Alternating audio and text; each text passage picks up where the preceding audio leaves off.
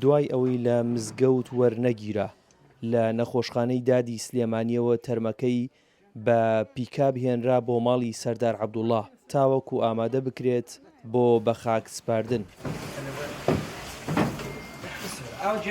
ئاوات سلێمان پاش 2 ڕۆژ هاتووەتەوە سەر تەرمی غەزالی هاوژینی. توند لە باوشی گرتووە و بە قوڵی دەگرێت بۆ بێنازی و بێکەسی خۆی و غەزال.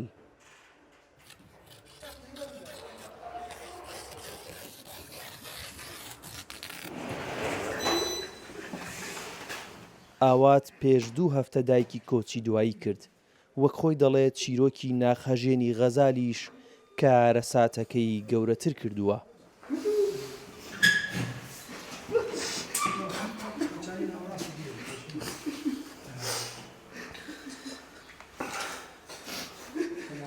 پازەبی شۆلۆ بەردایکم وەفاتی کردووە.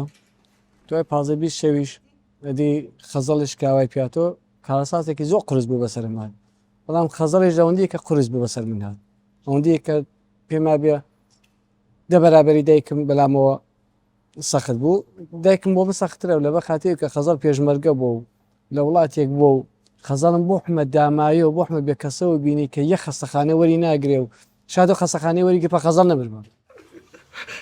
ئەوەی لە دڵی ئاوات دەرناچێ و بەردەوام باسی دەکات چارەسەر نەکردنی غەزال و هێشتنەوەی بووە لە پێش نەخۆشخانە. ئێمە چین بۆ خەستەخانەی پەخشین چونە ئەوێ لەوە پێش هەمانگمان کردبوو کوپی بێرم بۆیە. ئێمە چونە ئەوێ کە ئێمان بینی و خەزەڵان بینی کە بە دڕەن وای لات بوو ئێمە پێشمەرگە بووین و سیاسی بووین چونە قاتی پێنج ئێمە بینی وەرمایی نەگرت تا نی سەعاتێ لەبەر دەرگاکە بووین و لەونی سەعاتە نزیکی بڵم 100 جار ئێمە جەرەسەکەمان لێدا دەرگاکە بکاتەوە.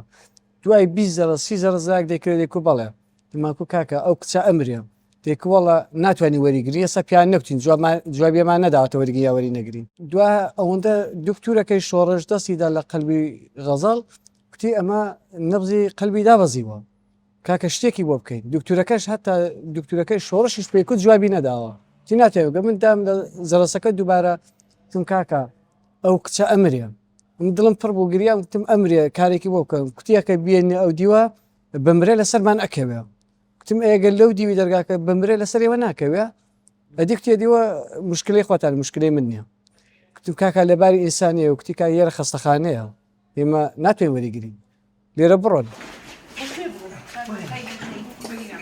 ینی لەو شارە گەورەیە مزگەوتێک نییە غەزەڵ وەرگێ یا خەستەخانەیە نەوە غەزەڵ وەرگێ مەجبورین بە زێ بچین لە شوێنێکی دیکە بی شوێنی بینێژین ینی پێشمەرگەیە کە بۆ حمە فیداکاری و قارەمانیەوە دەبێت عاقبەتی ئەوە بێ غەزەڵ هەر لێرە لە وڵاتێکی ئازاد بێ بەڵام بەداخەوە لێشە وەکو وڵات وەکو قاچاقی پێ. ئەم نەتەوەیە نەتەوەیەکی ترسنۆک نییە و ئەم شاری سلێمانیە لە هەر ئازادترین خەڵکی کوردستانن و لە هەر ئازادترین خەڵکی جیهانن. ئەوەی ترساندونی و ترسنۆکی کردوون حیزبەکانن ڕۆشنبیر و میدیاکارەکانن بەرپرسەکانن دەسەڵاتە ئەوە ترساندونی و لە ڕاستیە ئەگەر ئەماوە بەردەوام بێت داگیرکرد توانیوێتی لەمای سەرکەوتنێکی گەورە بەسەر ئێمە تۆمار بکە. بۆیە من لێرەوە داوا لە هەموو خەڵکی کوردستانەکەم داوا لە هەموو کوردانی جیهانەکەم سەر تاسەری جیهان ئێمە لەسەر کەزەی کچە کوردێک دنیامان هێنایەک داواتان لێکەم لەسەر تاسەری جیهان لە دیاسپۆرا لە ئەمریکا لە کەنەدا لە هەموو وڵاتان لە ئەوروپا لە هەر شوێنێک دە کوردی لێ تەعزیەدانێن. ئاوات بۆ دواماڵاوایی دێتەوە سەر تەرمی غەزال. بینی وا بە بێکەسی ژیانی دەرچوو لێرە و کەس خۆی نەدەکرە سیعابی و ئەو ڕۆژ بۆ بێکەسی ئەی بینماوە دەچین ئەی نێژین کەس بە دەورەوەی نیێ و دەترسی ساڕوخ و خەکیش دووری ئەگرێ بەڕاستی بەلام و زۆر سەخت بوو. پاش کفنکردنی بە هەمان پیکاب کە لە نەخۆشخانەوە هێنرا بوو گواسترایەوە بۆ گۆڕستانی شێخ ئەحمەدی هەندی لە سلێمانی. هەچ کارێکم کردێت دێم بەلات هەچ کارێکم کردێت حتمما دێت دێم بەڵات باوە لەکە.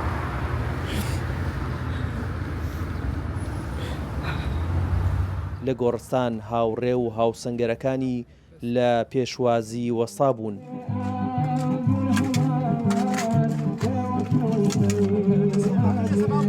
سەرباری هەڕەشە و مەترسیەکان، بەڵام مەراسیمی بە خاکسپاردنی بۆ ڕێکخرا.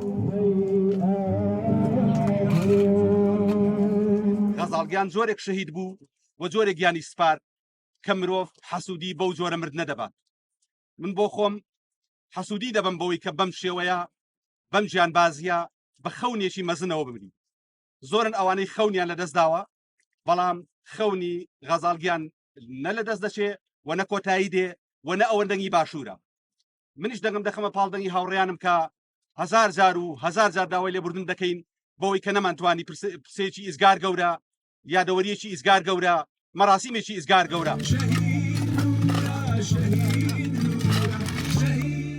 بە گوتەی هاوڕەکانی غەزال، ئەو لە کاتی پێویستە چارەسەری بۆ نەکرا بۆی گیانی لەدەستدا. هۆکارەکەشی دەگەڕێتەوە بۆ ئەو هەڕەشە و مەترسیانەی کە کۆماری ئیسلامی ئێران بەردەوام دەیکات لەسەر هەرێمی کوردستان. بەدەر لەوەش پاش ئەوەی کە تەرمەکەی لە نەخۆشخانە هێنرایە دەرەوە بۆ ئەوی بە خاک بسپێردرێت، کۆماری ئیسلامی گومانی ئەوەی هەبوو لە زرگێز بە خاک بسپێردرێت، بۆیە گۆڕستانی زرگێزی بە درۆن کردە ئامانج.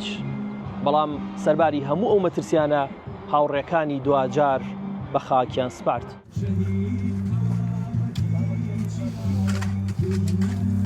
پاش بە خاکسپاردنی تا جەگوڵینە لەسەر گۆڕەکەی دانرا و هاوڕێکانی بە چاوی پڕ لە فرمێسکەوە بەڵێنیاندا درێژە پێدەری خەباتەکەی بن.